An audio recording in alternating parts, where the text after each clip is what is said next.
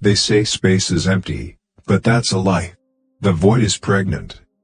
It carries things unseen, shifting between dimensions, waiting in the dark like embryonic gods. We were fools to think ourselves observers. We were never meant to look upon it. Yet, there it was.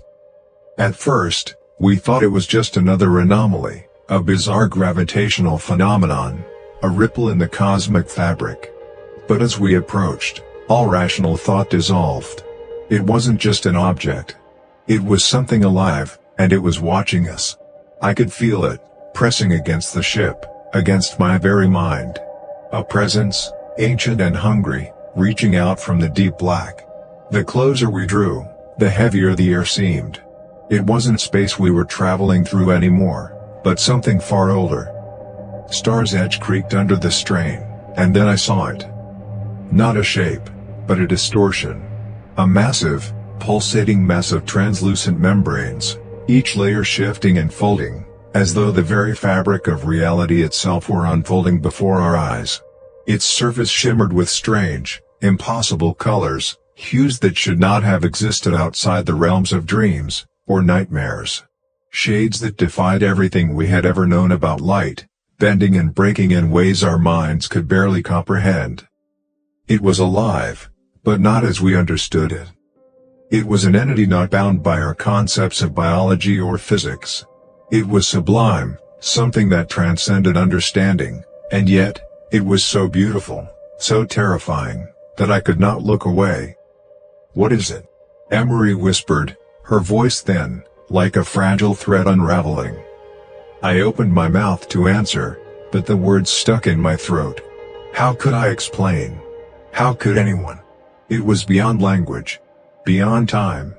A thing that lived in the space between seconds, in the silence between breaths. It seemed to breathe, though the air around us was still. Each pulse was slow, deliberate, as though the universe itself held its breath in reverence. The membranes of its form rippled in waves, shifting, unfolding, revealing the unimaginable, a void at its heart, blacker than any black I had ever known. Not empty but filled with the absence of reality. There were no stars in that void. No light. No sound.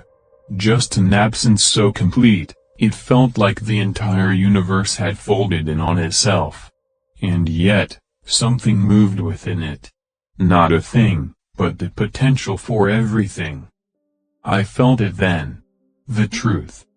It wasn't just waiting. It was awakening. Emery gasped, and I turned to see her trembling, her skin pale, her eyes wide with terror, and something else. Wonder. She couldn't tear her gaze away, and neither could I. We were no longer explorers. We were witnesses, helpless and insignificant before a force older than the stars. Then it happened. The ship's console began to warp. The reality around us bent in ways we could not explain.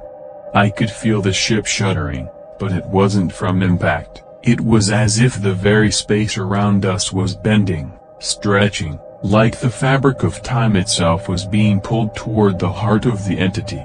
The numbers on the screen were no longer numbers, they were symbols, alien shapes, fractals, languages that bled into my mind without warning. Words I couldn't understand but felt to my core. And then the membrane split open. It didn't open like a flower, or like anything I had ever seen before. There was no beauty in it. There was only a horrible, sublime perfection.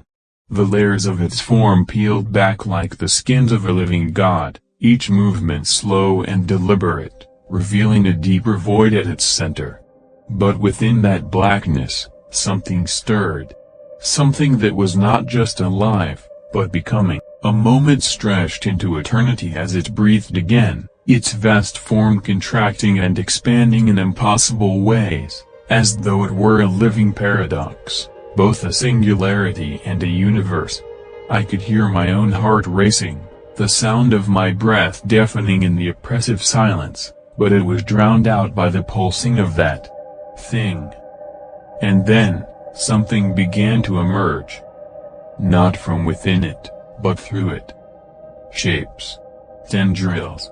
Fingers that were not fingers, vast, fractal limbs that unfurled from the heart of the void, stretching out like smoke, curling into forms that were incomprehensible to human vision.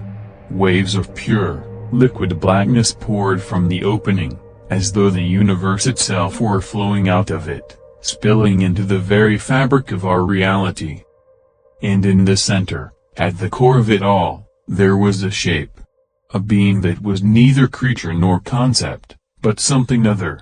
Its form was impossible, fracturing and rebuilding itself as it moved. 1,000 eyes blinked open across its surface, each one impossibly deep, filled with the essence of infinity. Its body seemed to pulse with a rhythm that was not of time, but of a place beyond time, beyond everything. I wanted to scream, to run, to shut my eyes and never look at it again. But something kept me there, anchored to that moment, to that birth. It was as if this thing, the birth of this creature, was the birth of all things, something that had existed before us and would continue after us, an unending cycle of creation and destruction. It did not belong to us. It was beyond us. And yet, we were part of it. Emery's breath hitched beside me. She was no longer moving.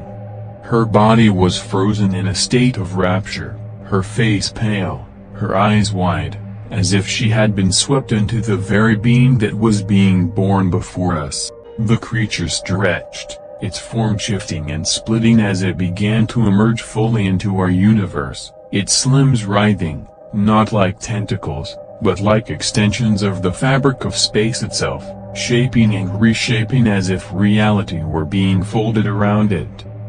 I could feel it then, the pull, the presence. It was inside me, too. Something primal, something that I could not fight. The birth was not just happening outside of us.